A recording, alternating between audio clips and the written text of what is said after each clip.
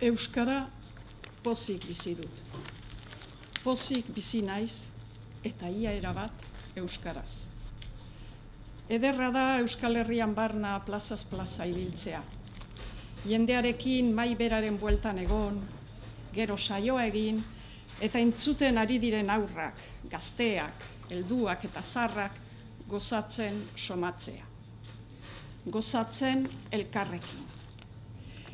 Eta ederra da saio ostean arreta guztiz entzuten aritu den gizon bat inguratzea eta hark esatea. He entendido algunas palabras sueltas. No mucho, no entiendo mucho, pero me encanta lo que hacéis y siempre os escucho con atención. Poco a poco, aún estoy en bigarren urratsa. Herri giroan pozik bizi naiz euskaraz eta oro har pozik bizi dut euskara.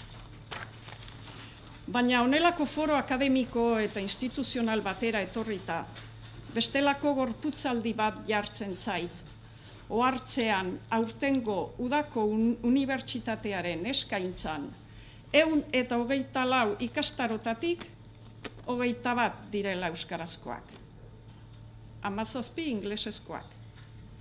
Beste guztiak, esan gabe doa, gazteleraz dira.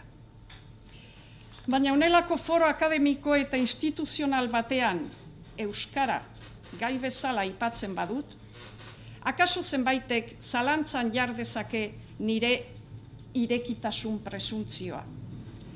Aipatzen badut hizkuntza txikia eta txikiagotua, lehenbailen aurkeztu beharko ditut nire itxitasunik ezaren frogak.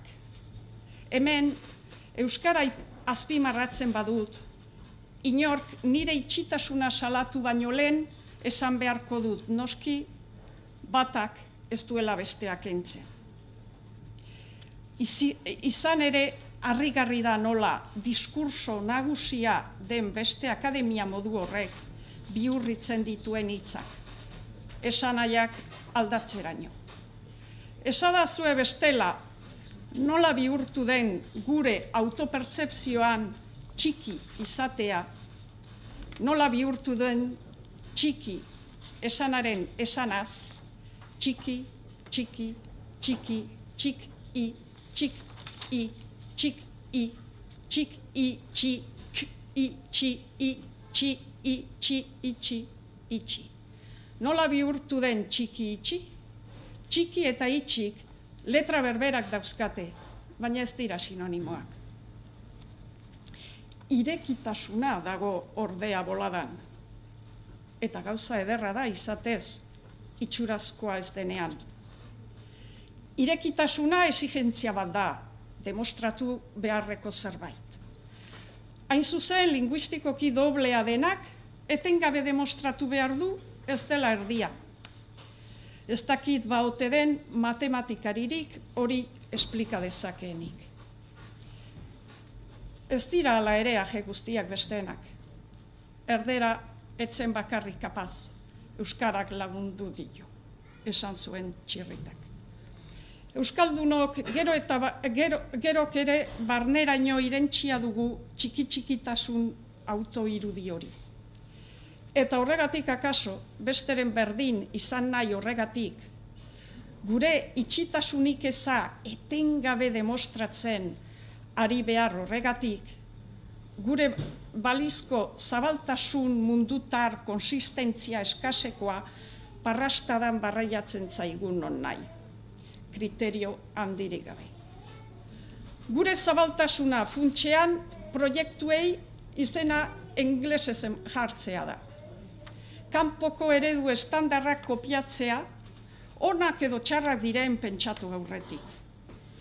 Eta fusio izenean, konfusio gehiago diren elementu metaketekin festival jendetsuak antolatzea. Hitzak bihurritzera jarrita, zabal eta zabar ere badaude elkarrengandik urrun, ez daude elkarrengandik urrun.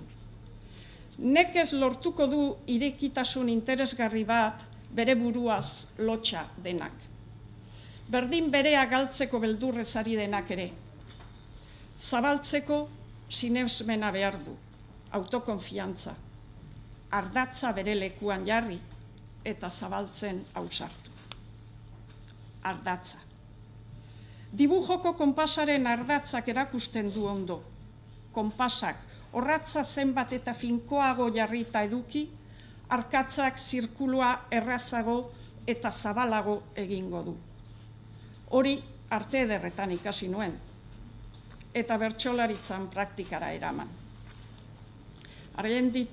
Argentinan, Korsikan, Brasilen, Kuban, Italian aritu gara kantuan, euskaraz. Ingelesarekin, gaztelerarekin, katalanarekin, portugesarekin. Ez besteren berdin, baina bai besteren pare. Ez daki zergatik aldatzen den dena kantatzeari uzten diogunean.